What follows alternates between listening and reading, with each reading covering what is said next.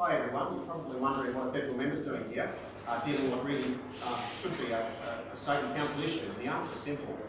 Every one of the people you elect to office need to come down and be accountable to you and look you in the eyes. The last thing you need, elected members telling you it's not my business or I don't care. So that's why I'm here today. You're also probably expecting that I'm going to be bagging the Labor fellas because they're in power at the moment. And I need to say right from the start that if I don't, there's no chance of anything changing. So I do have to aim directly on the bullseye because it is the Bligh Labor government that is doing this to the community. And I can't dress it up in any other way and be friendly and nice about it. So I'm going to have to be direct. But I'm going to direct comments to all three levels of government, and I hope you think what I say is a fair thing. Look, I want to start with the basic principle that public housing must be built. Low-income housing must exist. And it, by rule, it has to be somewhere close to public transport for the obvious reasons. It also has to provide for the needs of those families, and that includes parking, services and access and all of those things. And the words that Simon Boltase are appropriate. We also have to be mindful of the environment. And I don't want to use the environment today because not all of you are mad keen koala acolytes fighting for every koala and every tree. Most of you are. But let me use the word livability, because that's what's at stake here, the livability of our suburb. And I don't want to see that change. And you need to know what will happen if I get an opportunity to fix what's going on. Starting with the federal government, because that's where this money's come from. The stimulus money was important and had to be spent quickly. Now with the recession in the rear vision mirror, we need to be reassessing just how fast we spend that money. And we do have time now to do it right. To not make mistakes with public housing we will regret for generations, okay? We've got time to do it right. This shovel-ready excuse is gone now. Australia is recovering. We can do this properly. We can take a few more weeks to get this right. So I want to make the first commitment. And it's one really for council, because Helen, you've been fighting these battles forever, okay? I want to give you some acknowledgement, but you've been doing this since I was a kid. And I want to say this, when I spoke to Helen, she said, how many battles can you fight? And I thought to myself, you know what, that's why I'm going to come along and speak today. And I'll say this to you. I don't ever want council to say we didn't have time or the resources or the energy to let you know what's going on. And I'll make this commitment on.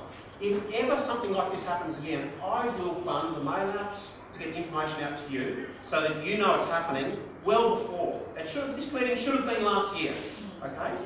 And I will fund it. So don't ever say there's too much to do or too many fights or whatever. I will commit to doing that. Now the second thing is this. If I'm in a position federally and we can win the election this year, this is what I'm going to do. And I want to make this really clear. The odds of us winning this is proportional to how close the government doing this to you is to an election. And unfortunately, Ms Bligh has just been elected. And your odds of success are close to zero. The Labor government federally is very close to an election. And if you can pressure them, your chances increase significantly. Now, you don't yet have a Labor federal candidate, but you will within weeks, and I'm telling you this. Forget Ms Bligh, whose government is there for 2 years. Forget Ms Bligh, she's most likely to be gone by Christmas, all right? Focus on Mr Rudd, because he can stop this, and he will have a candidate here within weeks.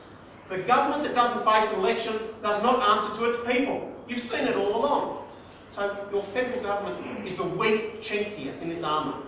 That's another reason why I'm here today.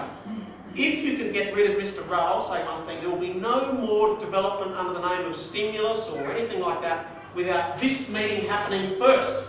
Alright? This meeting is the start of the process. Not the blatant engagement after it's all been planned. And then you have this sort of a meeting, and Michael, with all respect for your soothing words, we want a result, not soothing words here and no change from Ms Bligh. Alright? Because we're not going to tolerate that. We want to see an answer, and look, I'm not going to talk wireless today, it's been done. Parking has been done. I want to focus on livability, alright? There's plenty of international evidence that there should be 28 car parks for those 20 units. I don't care where you go, and I'll circulate this. This is every single public housing development in the US, and see what they're doing. Very similar nation to Australia as far as urban densities go. There should be 28 car parks there. Now, hey, this isn't going to be an easy answer. It may well be that development goes up to put the car parks underneath. I don't know what that'll be yet, but you want to be saying one simple thing. That street should not be lined with cars visiting that development all day and all night. It is not acceptable that kids have to cross between childcare centre, the school and get into a car at the risk of being hit by visitors to 20 units on that corner. I mean, that makes basic sense to you guys. And I want to see movement in that area. I don't want to see the spillover of public housing affect the livability of the suburb. If you're going to remember one thing from what I say today, it's that. So my message is federally, please put pressure, because that's what turns the tap off on the Blythe spending. Number two, at state level, let's make it really clear to you, Michael, for whatever you're going to say today, get us a result in the end by changing what they do in George Street. There's no point being the sole local member who speaks to you sympathetically but nothing changes. This does not have to start filming tomorrow. We've got time to get it right, and for council, if I'll make that commitment, let's let the community get together first and not just have that chicken feeding consultation where they simply bring bureaucrats along and don't listen. From now on we'll have engagement where you guys come together first. Look, one day I'll be sitting in Michael's seat, and one day I'll have to talk about a tough or unpopular development. The one thing that I will guarantee is when that time happens, we have this meeting first, not last. And what I work on is public housing is going to be there one day, but I'm going to make sure it doesn't affect the livability of your suburbs. And that's probably the only guarantee I can make today. Thank you for your support, for sticking with Margaret. Focus federally this year. That will get you the result.